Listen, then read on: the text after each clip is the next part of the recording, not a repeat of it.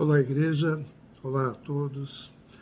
Estamos aqui novamente com muita prazer, muita alegria, mas hoje nós vamos tratar de um tema bastante delicado e importante. Nós vamos falar sobre ansiedade, depressão e suicídio. Nós vamos dividir a mensagem na parte médica e depois na parte onde a palavra pode nos ajudar. E também, no meio disso, eu vou dar o meu testemunho sobre o tema.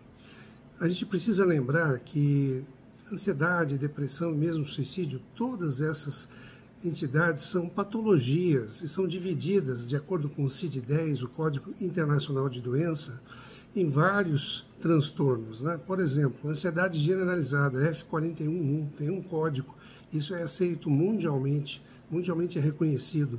A depressão, transtorno depressivo recorrente, F33.3, tentativa de suicídio, X60, suicídio, X81, transtorno afetivo bipolar, F31, transtorno obsessivo compulsivo, F42. Então, desde o estresse e suas reações, né, até a tentativa de suicídio, todos têm classificação baseada no CID, no Código Internacional de Doenças. Segundo o Ministério da Saúde e a Associação Brasileira de Psiquiatria, a ansiedade é uma reação emocional, um transtorno mental presente em qualquer momento da vida e causada por diferentes situações. Também é um recurso normal do nosso organismo quando sofremos uma agressão, ou somos vítimas aí de um medo, né, que precisamos reagir, fugir ou enfrentar algum obstáculo.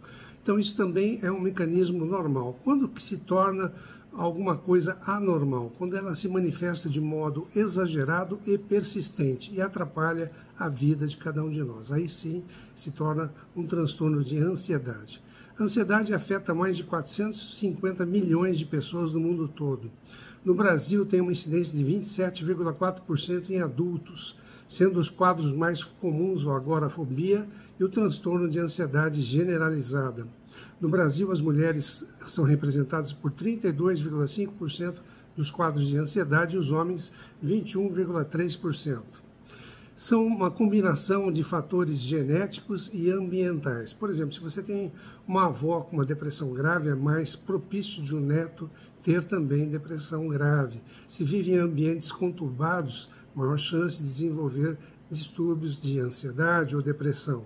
Os principais sintomas de ansiedade: o medo ou ansiedade excessiva, um comportamento de esquiva, né, de se isolar, e os sintomas físicos, principalmente taquicardia e sudorese. Os transtornos de ansiedade são de 4 tipos: transtorno de pânico, transtorno obsessivo compulsivo, o de fobia social e o de ansiedade generalizada. O transtorno de pânico, ou ataque de pânico, ele é repentino, dura em torno de 10 minutos, ele é rápido, aparece às vezes à noite, sem esperar, sem apresentar nenhum indício de que vai aparecer. O indivíduo sente uma sensação de sufocamento, falta de ar, sensação de morte iminente, taquicardia, tontura, suor excessivo, perda de controle, dor ou desconforto torácico e perturbações gastrointestinais, entre outras alterações. O transtorno obsessivo-compulsivo, aparecem obsessões e compulsões. Então, aí vem pensamentos ou imagens recorrentes, onde a pessoa se sente obrigada a realizar esses pensamentos para se ver livre da ansiedade. Isso gera compulsões, força o indivíduo a fazer isso para passar esse quadro de ansiedade. E esses sintomas, eles denotam e levam a pessoa a perder tempo e causam sofrimento. Por exemplo, lavar as mãos de maneira repetida por vários minutos durante o dia. O transtorno de ansiedade social ou fobia social ocorre nas situações sociais, né? Por exemplo, eu aqui falando para vocês, se tivesse esse transtorno, não conseguiria falar para vocês. Por exemplo, assinatura de documentos, né? Nesses casos, o indivíduo ele começa a apresentar rubor facial, tremores, dificuldade de concentração, palpitação, tontura, sensação de desmaio. O transtorno de ansiedade generalizada, que é o principal, ele oscila, ele não ocorre de uma maneira aguda, nem se relaciona com situações específicas. Ele ocorre na maioria dos dias, por longos períodos, meses e até anos. E os principais sintomas incluem uma expectativa apreensiva ou preocupação exagerada. Na infância é um pouco diferente, na infância e início da adolescência. Como eles não conseguem transmitir os seus sintomas, aí aparecem sintomas físicos, não conseguem transmitir os sinais, né, o que sentem. Então aparece dor de cabeça, dor na barriga, dor nas pernas, alteração nos padrões do sono e do apetite. Isso dificulta o diagnóstico pelo médico, pelo psiquiatra. Sinais nessa faixa de idade. A angústia constante, querer ficar sempre próximo dos responsáveis, do pai ou da mãe, não ter interesse em ir mais para a escola, ou mudança repentina de desempenho acadêmico, o medo sem justificativa, deixar de realizar as atividades diárias, como estudar, brincar, cantar, praticar esportes, se assustar com pequenas coisas, uma preocupação excessiva e constante com a saúde e também mudanças no padrão comportamental. Isso leva a prejuízo das atividades diárias. Tudo isso deve ser investigado. O diagnóstico da ansiedade é clínico. Existem algumas ferramentas que podem ajudar, como perguntas, né, para os pais ou para os envolvidos, e o tratamento é antidepressivo ou antidepressivos e a terapia cognitivo-comportamental realizada pelos psicólogos que realizam esse tipo de tratamento. Com relação à depressão. A depressão ela é uma doença mental de elevada prevalência, afeta milhões de pessoas no mundo todo e é a mais associada ao suicídio. Tende a ser crônica e recorrente, principalmente se não é tratada ou não é tratada adequadamente. Ela é grave e é de alta incidência na população geral. A prevalência da depressão ao longo da vida no Brasil está em torno de 15,5%. Segundo a Organização Mundial da Saúde, na atenção primária, nas UBSs, está em torno de 10,4%, isoladamente ou associada a um transtorno físico. Ainda de acordo com a Organização Mundial da Saúde, está em quarto lugar entre as principais causas de falta ao trabalho. E primeiro lugar, se você considerar o tempo vivido da pessoa como incapacitação, 11,9%. Normalmente aparece ao final da terceira década, mas hoje aparece em qualquer faixa etária. Ao longo da vida, 20% das mulheres e 12% dos homens são afetados por depressão. Causas da depressão: genética, 40% das pessoas podem desenvolver depressão se envolver a genética. Bioquímica cerebral, deficiência de neurotransmissores, principalmente a noradrenalina, serotonina e a dopamina, que estão envolvidos na regulação motora, regulação do apetite, do sono e do humor. E eventos estressantes que podem desencadear uma depressão, principalmente se estiver associada a uma predisposição genética. Então, causas: genética, a bioquímica cerebral, né, neurotransmissores, noradrenalina, serotonina e dopamina, e eventos estressantes. Fatores de risco para a depressão: estresse crônico, disfunções hormonais, transtornos psiquiátricos, histórico familiar, ansiedade crônica, dependência de álcool e drogas ilícitas, conflitos conjugais, traumas psicológicas, mudança brusca de condição financeira ou desemprego e doenças associadas, cardiovasculares, endocrinológicas, neurológicas, neoplasias, entre outras. Alguns sintomas: o humor depressivo, que é uma tristeza, uma autodesvalorização, um sentimento de culpa do indivíduo. Eles acreditam que perderam de forma irreversível o sentir prazer ou sentir alegria. Se sentem um mundo vazio, um mundo cinza, não há mais cor no mundo onde ela vive.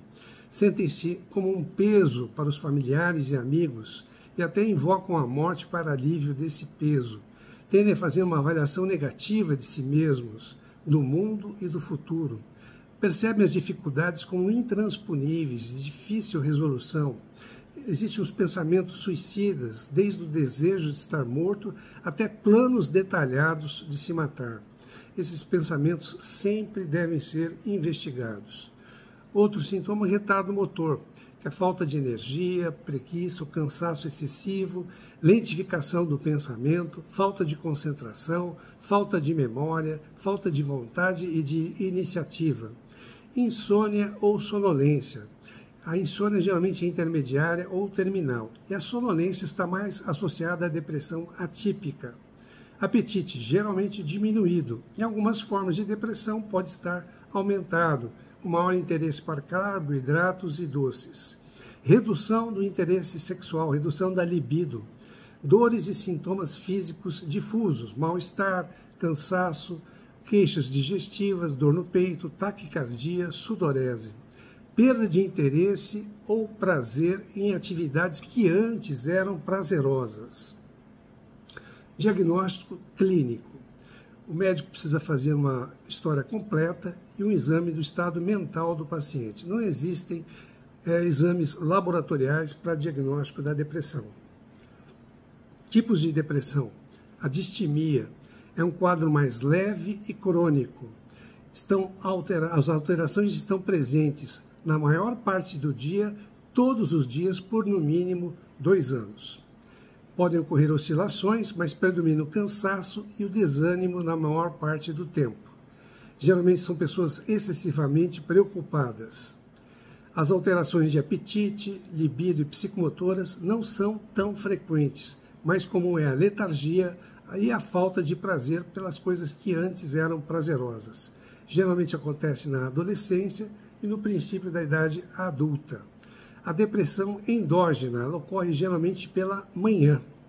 Os sintomas são praticamente semelhantes, né? Falta de reatividade do humor, lentidão, esquecimento, perda de apetite, perda de peso, desânimo, tristeza. Depressão sazonal. Essa tem relação com o clima, geralmente no início do outono ou do inverno. Atinge mais jovens que vivem nos países do hemisfério norte. Apatia, diminuição da atividade, isolamento social, diminuição da libido, sonolência, aumento do apetite, fissura por carboidratos e ganho de peso.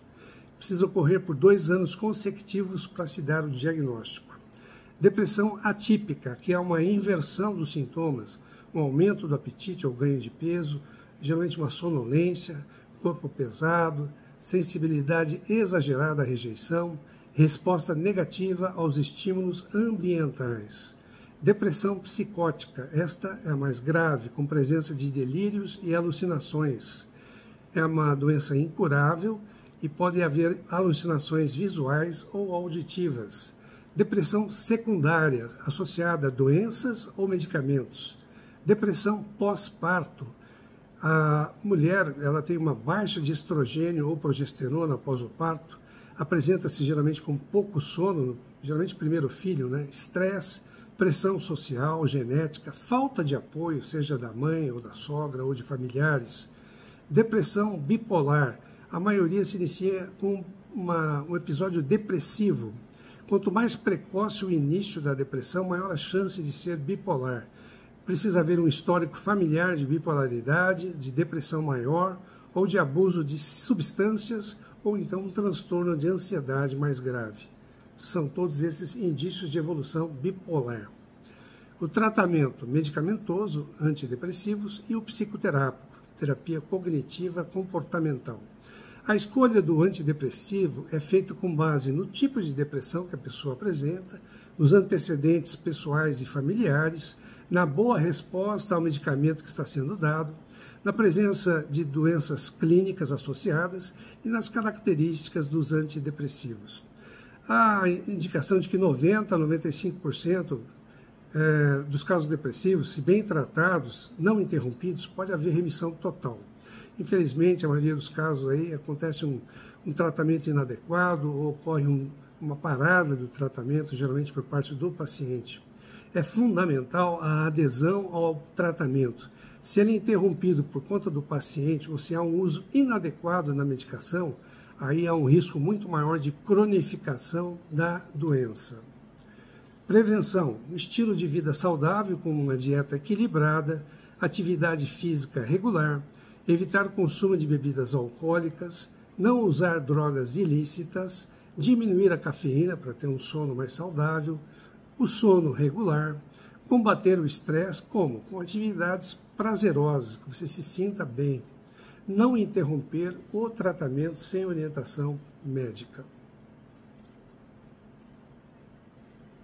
Com relação ao suicídio, aqui eu quero reproduzir uma fala do Dr. Júlio César N. Dutra, que é psiquiatra e coordenador da Câmara Técnica de Psiquiatria do CRM do Paraná. O CRM possui várias câmaras técnicas em várias especialidades, são especialistas que representam a especialidade frente ao CRM. Isso é referente ao dia 10 de setembro, nós estamos terminando o mês de setembro, mas ainda estamos no Setembro Amarelo e o dia 10 de setembro representa o Dia Mundial de Prevenção ao Suicídio. Então ele fala, abre aspas, o suicídio não é frescura, o suicídio não é fraqueza, o suicídio não é falta de fé. O suicídio é dor, é sofrimento real, é silencioso e muitas vezes invisível. É o pedido desesperado de ajuda. No dia 10 de setembro, Dia Mundial de Prevenção ao Suicídio, precisamos lembrar que falar sobre esse tema não incentiva o ato de suicídio, mas o nosso silêncio, sim. Se você sofre, não se culpe, busque ajuda. Se você conhece alguém em sofrimento, não julgue, esteja presente. Valorizar a vida é nossa responsabilidade.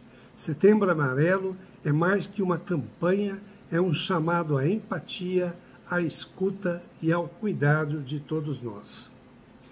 Bom, no mundo, segundo a Organização Mundial de Saúde, ocorrem mais de 700 mil casos por ano de suicídio. Mata mais que o HIV, mata mais que o câncer de mama, que os homicídios e que muitas guerras. O Brasil apresenta 14 mil notificações de suicídio por ano, com uma média de 38 casos por dia. E a depressão é um dos fatores de risco principais para o suicídio. O que você puder fazer, cada pequeno ato que você puder fazer e ajudar, vai fazer a diferença. Onde você pode buscar ajuda? No SUS, nas UBSs, que é a Unidade Básica de Saúde, no CAPS, que é o Centro de Atendimento Psicossocial, lembrando que o CAPS 3 é a referência para tentativas de suicídio, o SAMU, Emergência, DISC 192, UPAs, Unidades de Pronto Atendimento, unidades de pronto atendimento dos convênios e os próprios psiquiatras. Atenção para os sinais comportamentais, mudanças bruscas de comportamento ou humor, preocupação com a resolução de assuntos pendentes, isolamento, decidir fazer um testamento sem explicação, do nada, ou dar ou devolver os seus bens, desesperança, aumento do consumo de álcool ou outras drogas, drogas ilícitas, insônia ou aumento exagerado do sono, agitação, frases que podem sinalizar pensamentos suicidas, como eu não estarei aqui no próximo ano, você não me verá aqui de novo, eu não posso mais aguentar, eu quero dormir e nunca mais acordar, não quero mais viver. São frases que precisamos ligar a nossa antena e dar valor ao que a pessoa está falando. Personagens que cometeram suicídio: Sansão, o rei Saul, ambos da Bíblia, Judas Iscariotes, também da Bíblia, Santos Dumont, Getúlio Vargas, Robin Williams, ator americano, e Valmor Chagas, ator brasileiro, entre outros. Como agir diante de uma pessoa sobre o risco de suicídio? Escuta ativa. Escuta ativa é vital. Escute com atenção. Dê valor para o que a pessoa está falando. Seja sensível. Acolha o que ela está falando. Evite, de qualquer maneira, julgá-la, de desmerecer o seu sofrimento. E ajude a buscar locais e serviços de saúde onde possa haver uma ajuda adequada. Características. Companhia é muito importante. Não deixe a pessoa sozinha. A dor é muito grande, é uma dor existencial. Às vezes a pessoa não consegue encontrar vida nela mesma. A pessoa que tenta ou pensa em praticar suicídio não quer, na verdade, se matar. Ela quer matar a dor que ela está sentindo, o sofrimento intenso que ela está tendo e que não sabe como lidar. Não sabe como lidar com o vazio que sente dentro dela.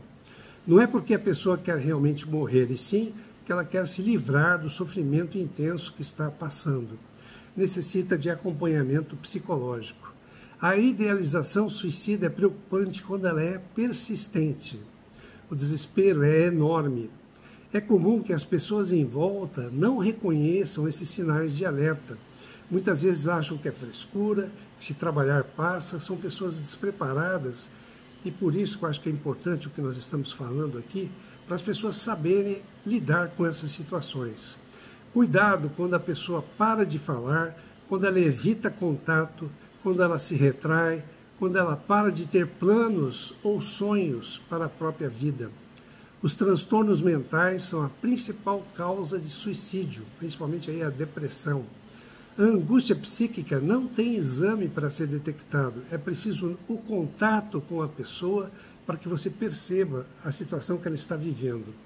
E o melhor tratamento para o suicídio é evitá-lo, é a prevenção. Esse é o melhor tratamento.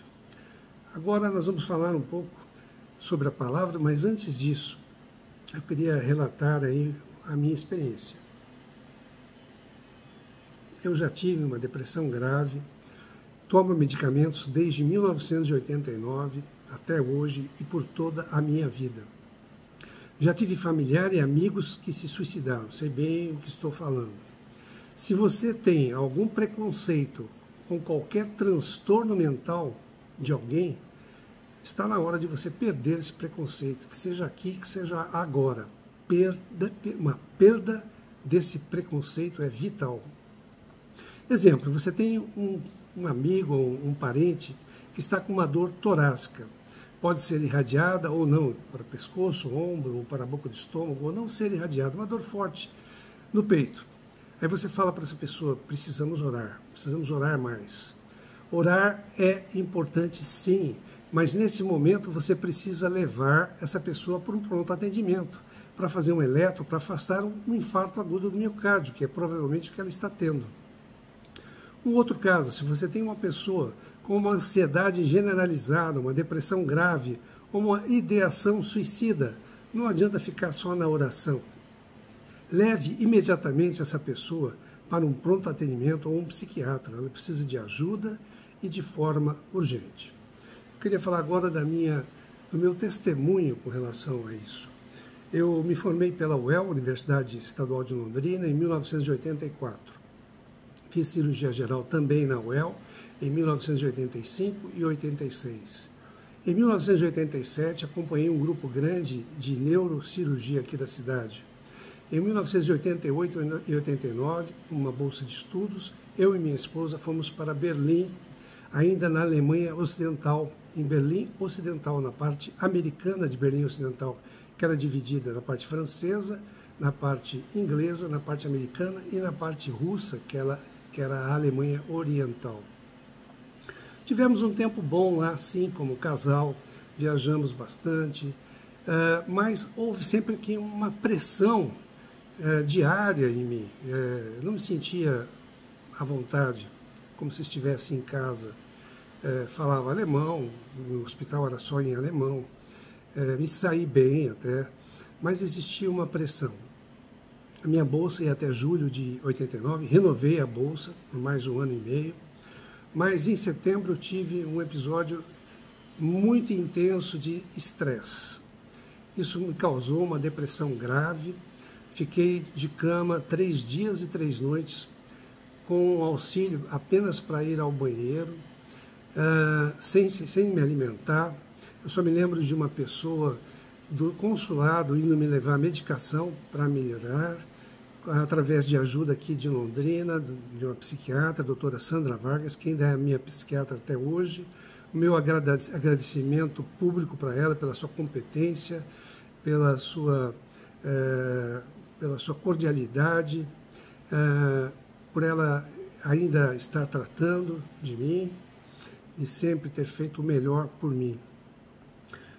Então, através dela, pôde ser feito a introdução de algum medicamento, onde eu poderia sair dessa crise. Eu tinha pensamentos diretos, não conseguia parar de pensar.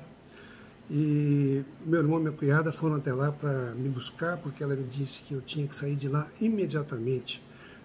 Aquele ambiente me estava fazendo mal. Voltei para cá. No ano de 89 ainda, em 90, eu tive ainda dificuldades na regularização dos medicamentos, o diagnóstico. Isso não é feito de imediato, demora um tempo para você ter o diagnóstico exato e os medicamentos que são melhores para serem introduzidos. Sofri preconceito, muitos diziam que eu estava louco, eu tive que provar que eu podia praticar a medicina, que eu era apto para praticar a medicina. Jamais a minha cognição foi afetada. Eu recebi medicações que eram as melhores para preservar a minha cognição. É lógico que ao longo do tempo, ao longo da idade, essas medicações podem provocar alguns efeitos colaterais. Isso aconteceu. O ano passado eu tive que trocar a minha medicação. No ano passado eu também desenvolvi um câncer, um tumor maligno no rim esquerdo, pequeno, que foi retirado com robótica. Desenvolvi um câncer de gengiva após um trauma dentário.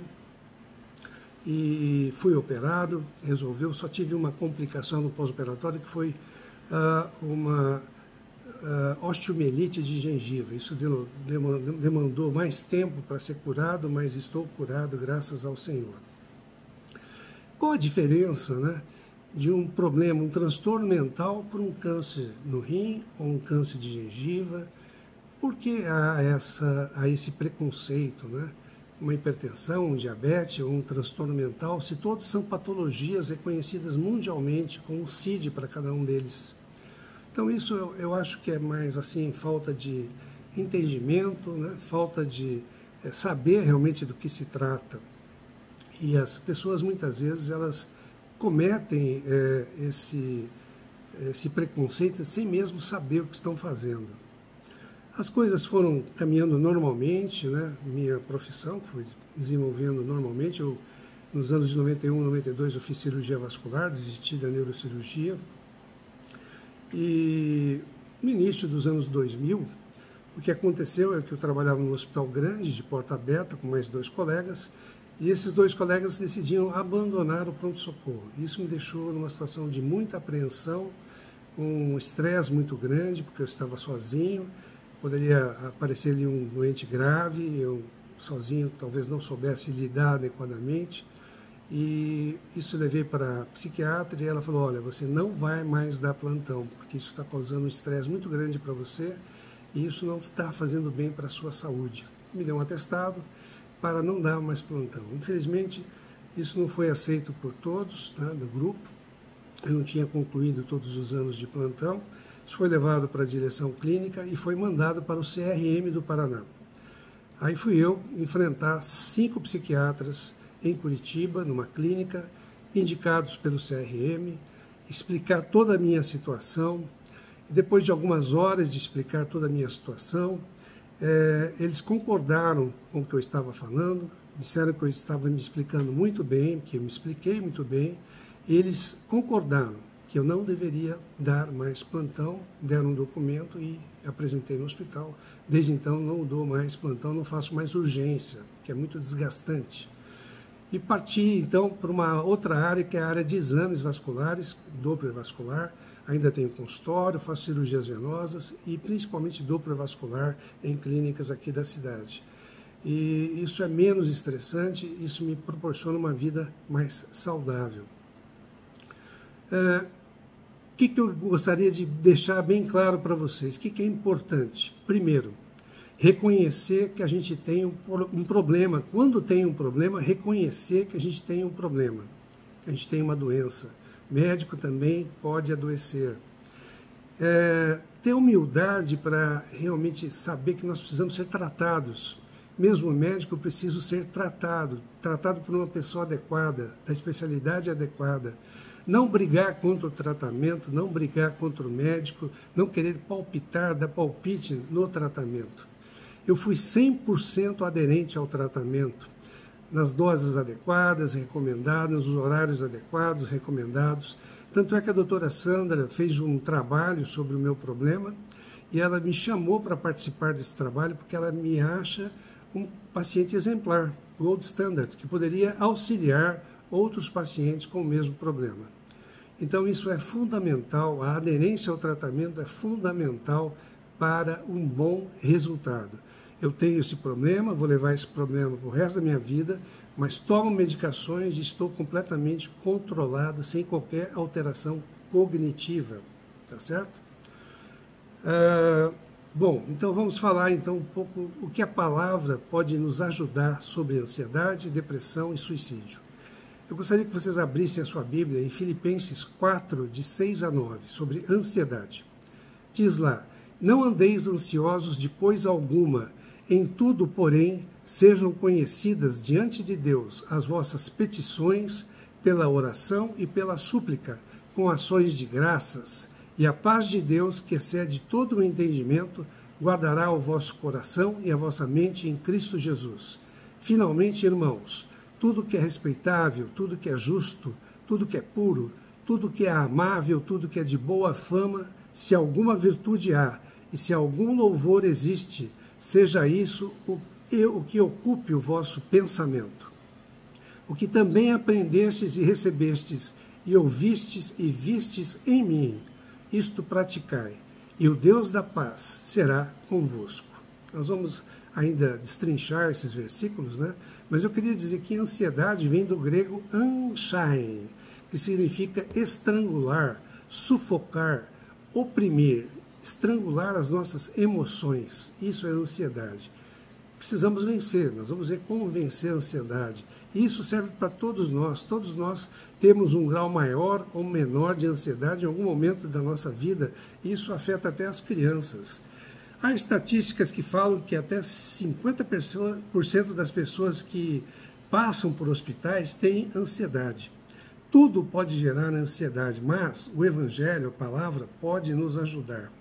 Ser prudente, cauteloso, se preocupar com o futuro de uma maneira justa não é ansiedade. Enfrentar dificuldades também não é ansiedade.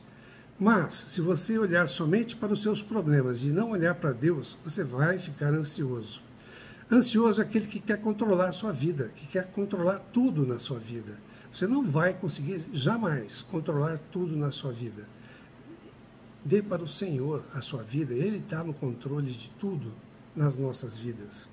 Paulo estava preso quando escreveu Filipenses, está em Filipenses 1, versículo 7. No versículo 12 do capítulo 1, ele olhou para os problemas de uma maneira diferente. Ele falou, tudo que eu estou passando serve para o progresso do Evangelho. Então, quando você estiver passando por problemas, por dificuldades, não olhe somente para eles, mas para as possibilidades que Deus pode estar abrindo para você através desses seus problemas ou dificuldades.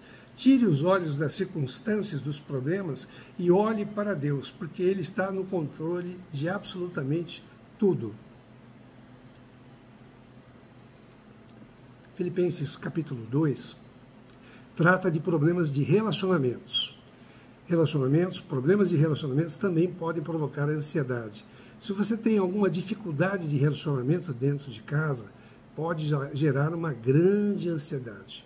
Se você acha que está lidando com pessoas complicadas, difíceis, então veja Filipenses 2, de 5 a 8. Lá diz, tenha o mesmo sentimento que houve em Cristo Jesus. Ele, subsistindo em forma de Deus, não julgou como usurpação ser igual a Deus. Antes, a si mesmo se esvaziou, assumindo a forma de servo, tornando-se em semelhança de homem, e reconhecido em figura humana, a si mesmo se humilhou, tornando-se obediente até a morte e morte de cruz. Se você seguir esses versículos, os seus problemas de ansiedade vão desaparecer, você vai ver. No capítulo 3, ele fala de dinheiro. Quem ama o dinheiro acima de tudo nunca se farta, sempre vai estar faltando, apesar de você ser até rico. Se você só pensa em dinheiro, sempre vai ter falta dele. No versículo 19b, do capítulo 3, diz que só se preocupavam com as coisas terrenas. Então, não importa o que você tenha, as pessoas, de maneira geral, sempre estão insatisfeitas com o que têm. Então, você precisa de um coração de gratidão. Aí você vai vencer a ansiedade. De outra forma, a ansiedade vai roubar a sua alegria, vai roubar a sua energia. Filipenses 3,13, Paulo deixou para trás o seu passado de perseguidor dos cristãos. É outro assunto, se você não lidar com o seu passado, com a sua culpa, você nunca vai ter paz. Então tome posse do perdão de Deus, tome posse do sangue de Cristo para vencer a ansiedade. A ansiedade em excesso, ela tem a ver com preocupação em excesso com o futuro. E a depressão com a preocupação em excesso com o passado. Entretanto, 70% dos assuntos que nos deixam ansiosos nunca vão acontecer. 70% dos assuntos que nos deixam ansiosos nunca vão acontecer. A gente sofre em vão. E isso vai roubar as nossas forças. Ansiedade, segundo alguns, é a voz da incredulidade. Você não acredita que Deus pode resolver os seus problemas. Jesus alertou: os gentios que não conhecem a Deus é que se preocupam. Aprenda a depender de Deus. O choro pode durar a noite inteira, mas a alegria vem pela manhã. As misericórdias de Deus se renovam a cada manhã. Você pode não estar no controle da situação, do seu problema, da circunstância, mas Deus está. Não importa o tipo de problema que você esteja enfrentando, Ele está no controle. Se você ama a Deus, todas as coisas cooperam para o seu bem. Ainda que o problema não seja resolvido a seu tempo, do jeito que você quer, Deus dá a graça dele para você, para que você esteja em paz. George Miller dizia: o começo da ansiedade é o fim da fé. Você quer ter fé? Então leia a Bíblia, conheça as promessas do Senhor, se alimente de coisas boas, aí você vai ter uma solução para a ansiedade. Nesses versículos de Filipenses 4 que lemos, Paulo dá o diagnóstico: não andeis ansiosos de coisa alguma, no versículo 6. E também dá o tratamento: em tudo, porém, sejam conhecidas diante de Deus as vossas petições pela oração e pela súplica, com ações de graças. Então são três coisas aqui: a oração, que é o mesmo que a adoração, você adora a Deus pelo que Ele é. Petição ou súplica, você pede a Deus, você suplica a Deus, porque Ele é teu Pai, você pode pedir. Ações de graças, você dá graças a Deus pelo que Ele faz na sua vida. Então você lida com a ansiedade quando você começa a adorar a Deus. Para isso você precisa conhecer Deus, precisa conhecer quem Ele é. E Ele está no controle de absolutamente tudo nas nossas vidas. Isso vai acalmar o meu coração. Fale para o seu problema, para a sua circunstância, quão grande é o seu Deus e não quão grande é o seu problema. Paulo disse: se você adorar a Deus, você vai vencer a ansiedade. O versículo 7 de Filipenses 4 nos diz: e a paz de Deus, que excede todo o entendimento, guardará o vosso coração e a vossa mente em Cristo Jesus. Então falta-nos muitas vezes gratidão a Deus por tudo que Ele tem feito por nós, por tudo que Ele faz por nós. Quanto vale a sua vida? Pare de murmurar, pare de reclamar, pare de olhar a vida com pessimismo, com negatividade. Passe a dar graças a Deus e agradeça tudo o que você tem. Paulo disse que você cura a sua ansiedade quando você apresenta a Deus as suas súplicas, os seus pedidos.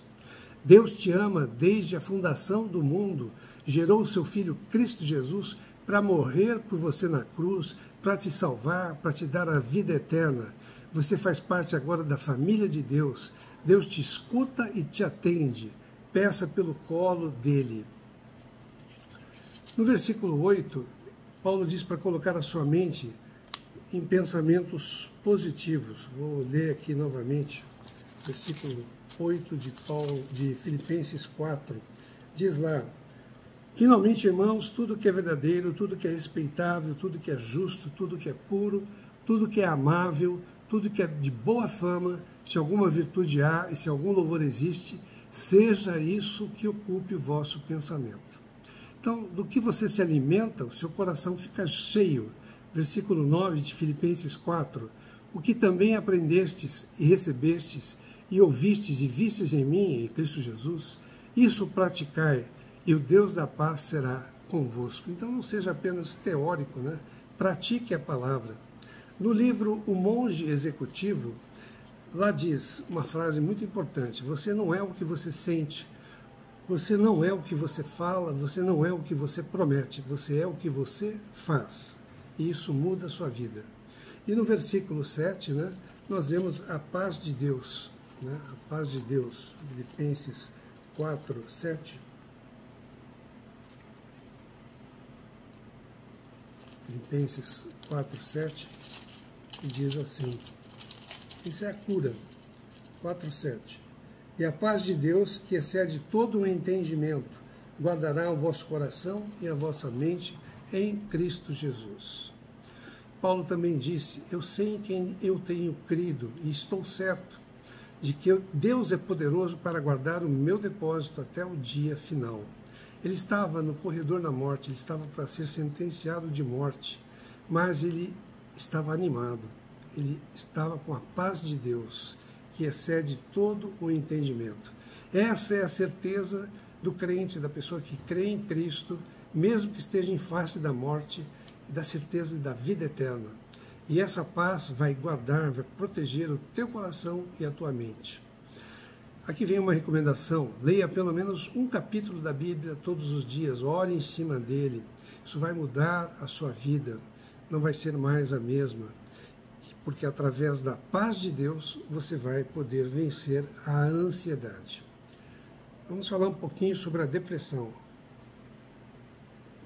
Aqui nós vamos ter um trecho da palavra um pouquinho mais longo, então abra sua Bíblia em 1 Reis 19, versículos de 1 a 18. 1 Reis 19, versículos de 1 a 18. Diz lá, Acabe fez saber a Jezabel tudo quanto Elias havia feito e como matara todos os profetas à espada. Então Jezabel mandou um mensageiro a Elias a dizer-lhe, façam-me os deuses como lhes aprouver, se amanhã a estas horas não fizer eu a tua vida, como fizeste a cada um deles, a cada um dos profetas. Temendo, pois, Elias, levantou-se para salvar a sua vida, se foi, e chegou a Berseba, que pertence a Judá, e ali deixou o seu moço. Ele mesmo, porém, se foi ao deserto caminho de um dia. Veio e se assentou debaixo de um zimbro, e pediu para si a morte. E disse, basta, toma agora, ó Senhor, a minha alma, pois não sou melhor do que meus pais. Deitou-se e dormiu debaixo do zimbro. Eis que um anjo o tocou e lhe disse, levanta-te e come. Olhou ele e viu junto à cabeceira um pão cozido sobre pedras em brasa e uma botija de água. Comeu, bebeu e tornou a dormir. Voltou segunda vez o anjo do Senhor, tocou-lhe e lhe disse, levanta-te e come, porque o caminho te será sobremodo longo. Levantou-se, pois, comeu e bebeu. E com a força daquela comida, caminhou 40 dias e 40 noites até Horebe, o monte de Deus. Ali entrou numa caverna, onde passou a noite. E eis que lhe veio a palavra do Senhor e lhe disse, que fazes aqui, Elias? Ele respondeu, tenho sido zeloso pelo Senhor, Deus dos exércitos, porque os filhos de Israel deixaram a tua aliança, derribaram os teus altares e mataram os teus profetas à espada. E eu fiquei só, e procuram tirar-me a vida. Disse-lhe Deus, sai da caverna e põe-te neste monte perante o Senhor.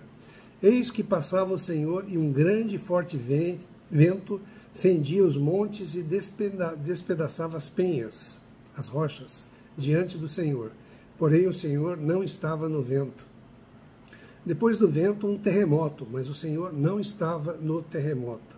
Depois do terremoto um fogo, mas o Senhor não estava no fogo. E depois do fogo, um sístio tranquilo e suave, um murmurio, um vento tranquilo e suave. Ouvindo Elias, envolveu o rosto no seu manto e, saindo, pôs-se à entrada da caverna. Eis que lhe veio uma voz e lhe disse, que fazes aqui, Elias? Ele respondeu, tenho sido em extremo zeloso pelo Senhor, Deus dos exércitos, porque os filhos de Israel deixaram a tua aliança, derribaram os teus altares e mataram os teus profetas à espada, e eu fiquei só e procuram tirar minha vida. Disse-lhe o Senhor: vai, volta ao teu caminho para o deserto de Damasco, e em chegando lá, unge a Azael, rei sobre a Síria. A Jeú, filho de Ninzi, ungirás rei sobre Israel. E também Eliseu, filho de Safate, de Abel-Meolá, ungirás profeta em teu lugar. Quem escapar à espada de Azael, Jeú o matará. Quem escapar à espada de Jeú, Eliseu o matará. Também conservei em Israel 7.000, todos os joelhos que não se dobraram a Baal, e toda a boca que o não beijou. Então nós aqui vemos como o Senhor enfrentou a depressão de Elias, uma depressão espiritual. E a Bíblia não esconde as fraquezas dos seus heróis, como aqui em Elias. Ele antes era um gigante, antes do capítulo 19, mas no capítulo 19 ele está no estado mais frágil, um estado mesmo deplorável. As nossas vitórias anteriores não garantem vitórias futuras. Aqui ele sofre uma ameaça de morte. Depressão é viver debaixo de uma grande pressão, como Elias nessa passagem. As causas da depressão de Elias, um resumo: ele vive 3 anos sob forte tensão, enfrenta o rei de Samaria, é sustentado por corvos em Querite, é sustentado por uma viúva em Sarepta, é acusado da morte do filho da viúva, que ele mesmo, através do Senhor, o ressuscita em seguida. Volta para Israel, confronta o povo, o rei, os profetas de Baal. Viu o céu se fechando, o céu se abrindo, tinha visto o fogo cair, as torrentes descerem, mas Acabe endurece contra Elias. Por Jezabel ele está sentenciado de morte e para ocorrer em 24 horas. Então ele teme e foge. Então, nos versículos 1 e 3, do capítulo 19 de 1 Reis, nós vemos pensamentos confusos de Elias. Jezabel manda um recado para ele: ó, amanhã, nesta mesma hora, eu vou fazer o mesmo que você fez com os profetas de Baal, vou te matar, você está marcado para morrer. Aí ele foge. No versículo 3 do capítulo 19, ele teme, começa lá o versículo como temendo. Elias, ele foi muito corajoso, ele teve a coragem de enfrentar o rei Acabe, 450 profetas de Baal, 400 profetas de Aserá. Aí foi o duelo entre os profetas de Baal e de Jeová, entre os profetas de Baal e o Senhor. Como os israelitas estavam adorando e servindo a Baal, outros deuses, né, Jeová resolveu pedir ao rei Acabe que trouxesse todos os seus profetas, 450 de Baal e os 400 de Aserá, para o Monte Carmelo. Eles escolheriam um animal para o sacrifício, invocariam o seu Deus, cada um o seu Deus, para que acendesse a fogueira, para consumir o sacrifício. Quem vencesse o desafio seria o Deus verdadeiro. É claro que Jeová venceu. Aí depois Elias mata todos os profetas de Baal. Agora Elias recebe um recado da rainha Jezabel e teme por sua vida, apesar de ter sido tão corajoso antes, ele teme por sua vida e foge. Não há nenhuma palavra na Bíblia aqui para ele fugir, nenhuma ordenação para ele fugir. Ele sempre fez o que o Senhor pediu, que o Senhor ordenou, sempre seguiu as instruções do Senhor. Então a decisão de fugir é totalmente de Elias. E por que ele toma essa decisão? Ele fez uma leitura errada. Ele achou que a sua vida estava nas mãos de Jezabel, da rainha, e não nas mãos do Senhor. Toda vez que você acha que a sua vida está nas mãos de homens, de pessoas poderosas, você vai para uma caverna e fica sujeito a uma depressão. Elias temeu Jezabel e fugiu. Ele vai até Berseba. Berseba está distante 144 quilômetros de onde ele estava. Chega exausto em Berseba, deixa o seu moço e caminha mais um dia inteiro pelo deserto.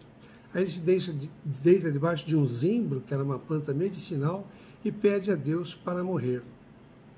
A Bíblia diz que quem teme, foge.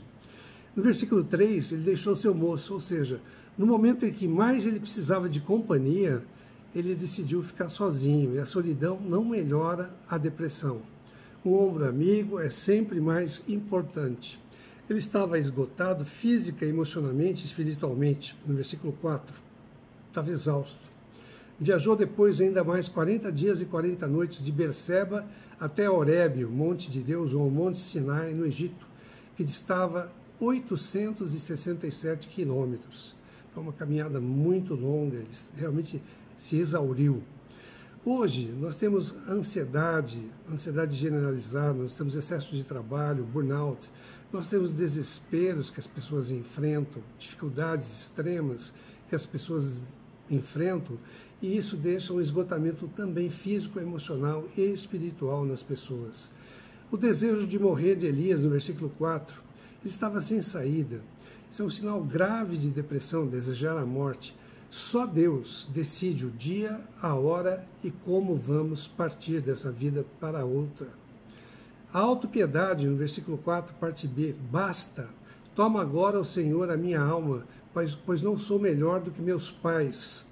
Basta, eu não aguento mais, disse Elias. Me leva, eu quero morrer agora. Será que ele queria realmente morrer? Se ele quisesse, ele enfrentaria Jezabel, teria ficado. Quando alguém fala que quer morrer, na verdade está pedindo ajuda, socorro. Jamais considere a depressão como demônio ou pecado, como alguns autores afirmam. Eu não concordo com isso. Elias era um homem de Deus e teve depressão. Outras pessoas que tiveram depressão grave, Moisés, Jonas, Davi, Martinho Lutero, Charles Spurgeon, que era um grande evangelista que precisava se isolar para tratar a depressão e não existia medicamentos na época. Nunca, jamais censure alguém que esteja passando por depressão. O tratamento para a depressão de Elias: alimentação, pão e água no deserto, versículo 5. Um anjo tocou e disse, levanta-te e come. Isso foi algo sobrenatural. Elias queria desistir, mas Deus não desistiu dele. Deus nunca, jamais desiste de você ou de mim. Deus prepara um banquete para nós, mesmo que a gente esteja passando por um deserto, por uma situação difícil. Além de comer e beber, dormir, no versículo 6. Então o sono renova as nossas forças, é uma terapia. Por parte de Deus não houve nenhuma reprimenda, apenas um afago, um carinho, é um desejo que ele se recuperasse. No versículos 9 e 10, a voz na montanha e o desabafo. Quando Deus pergunta para você, o que está fazendo aqui, o que fazes aqui, é porque você não está no lugar certo. Você está fugindo do quê? De quem? Isso agrava os nossos problemas. Elias pode desabafar. Você e eu podemos desabafar com o nosso Senhor. Ele dá a oportunidade para cada um de nós de sair da nossa caverna, de abrir o nosso coração. Nos versículos 11 a 14, ele tem um confronto amável com Elias. Surgem alguns fenômenos, um vento forte, um terremoto, o fogo, mas Deus não estava em nenhum deles. Deus estava num vento suave, um murmúrio cístio, tranquilo e suave. Elias estava acostumado com grandes coisas, mas Deus queria tratá-lo de uma maneira suave, doce. É nas coisas pequenas e silenciosas que Deus pode te curar, que pode me curar, onde somente você e Deus estejam presentes. Visão do futuro. Elias estava sozinho e queriam matá-lo. Não tinha visão do futuro. E Deus fala para Elias, no versículo 18, Elias, você não está sozinho. Vou ler aqui o versículo 18. Também conservei em Israel 7.000, todos os joelhos que não se dobraram a Baal e toda a boca que não o beijou. Ou seja, ele não estava sozinho, ainda havia muita coisa para Elias fazer, que Deus queria que Elias fizesse, né? Deus queria que ele voltasse ao caminho do deserto de Damasco, que ungisse a Azael, rei da Síria, a Jeú, rei sobre Israel, e a Eliseu, profeta, no lugar dele. Ele tinha ainda muita coisa no seu ministério. Deus ainda tem muita coisa para você. Não sinta que você ainda não, que você não tem mais o que fazer. E ainda mais, Elias foi levado para o céu, foi arrebatado sem passar pela morte. Ele andou tanto com o Senhor que Deus o arrebatou. Deus iria trazer o rei da Síria, o rei de Jeú, e toda a casa de Acabe seria eliminada. Deus fala para Elias, Elias, você não vai morrer. Quem vai morrer é Jezabel e Acabe. Ninguém briga ou zomba de Deus e sai ileso, sem consequência. Aquilo que o homem semeia, isso vai colher. O Deus que cura e restaura a nossa alma, esse mesmo Deus é o que não se deixa escarnecer. Que Deus tenha compaixão e misericórdia de cada um de nós. Com relação ao suicídio, Efésios 5, 29, diz lá: porque ninguém jamais odiou a própria carne, antes a alimenta e dela cuida, como também Cristo faz com a igreja. Ninguém tem a intenção de tirar a sua vida ou prejudicar a sua própria vida. Para cada suicídio anunciado ou atestado com atestado de óbito, há mais 10 que passam desapercebidos.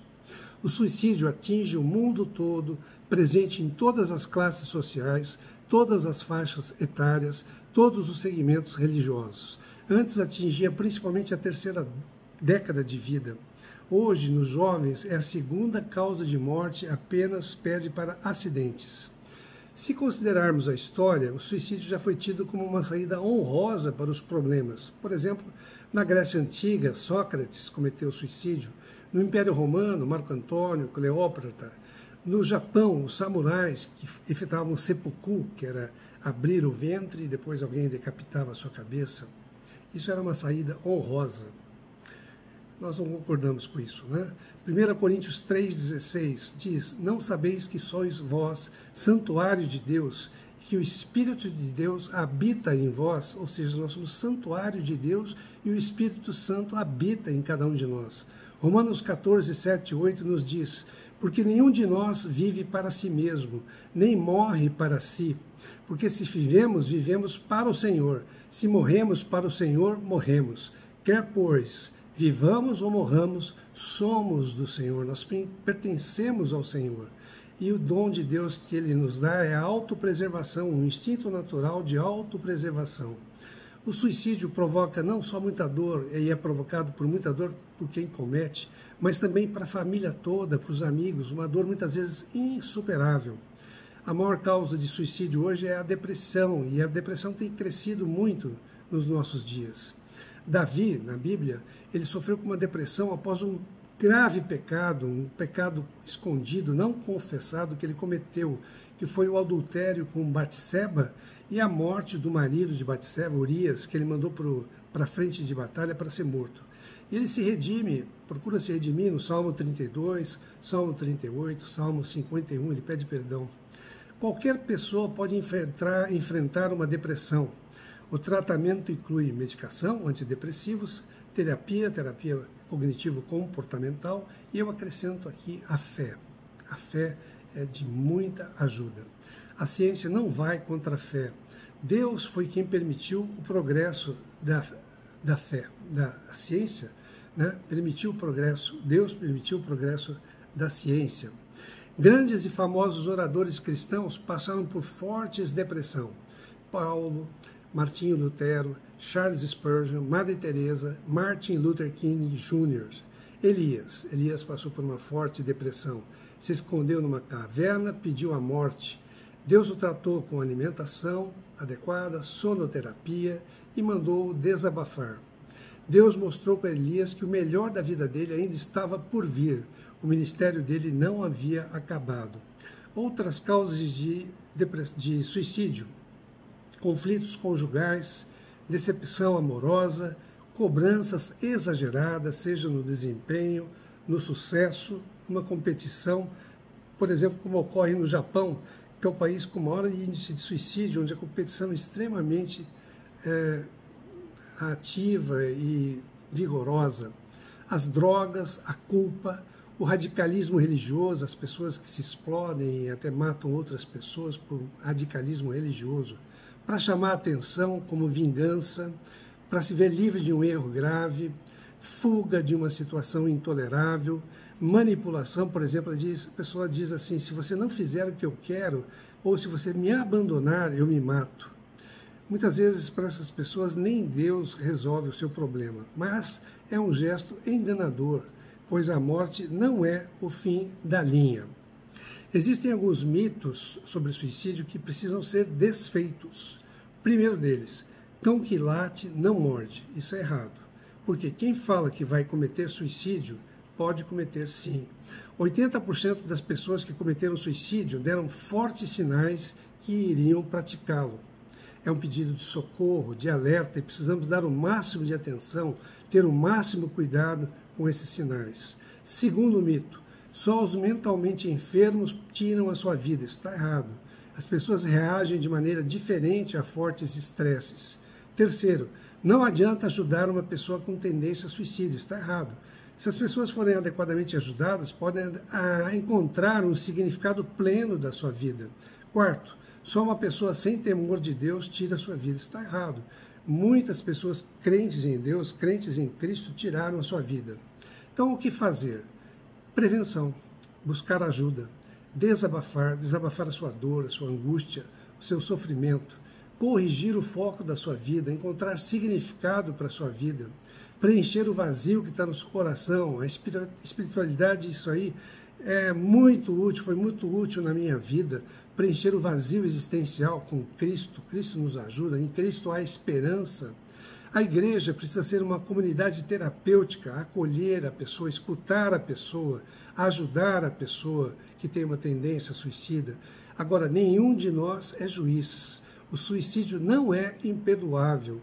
Jamais diga para quem comete, para a família de quem cometeu suicídio, que vai para o inferno. Nenhum de nós é juiz. Só Deus conhece o nosso coração.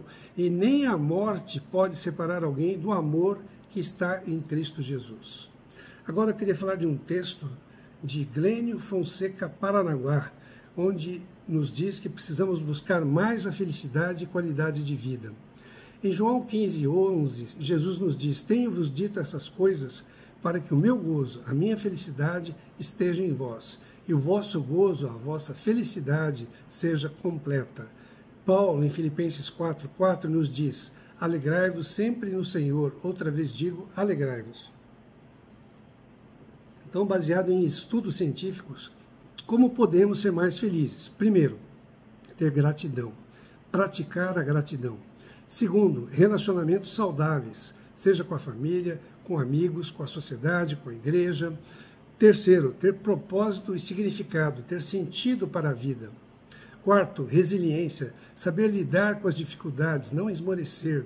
Quinto, otimismo, é a fé em ação, é ter esperança, não ser negativista, pessimista. Sexto, autocuidado e bem-estar físico, praticar exercícios regulares, alimentação adequada, sono adequado. Sétimo, capacidade de viver o presente, o aqui e o agora. Quem vive o presente tem maior contentamento, não se preocupar excessivamente com o futuro, que é a ansiedade, nem excessivamente com o passado, que é a depressão. Oitavo, menos foco no materialismo. Quem tem mais foco no materialismo, nas coisas materiais, são pessoas menos felizes. Nono, prática do perdão, que promove bem-estar emocional. Quem pratica o perdão se alivia internamente, né? E isso promove um bem-estar.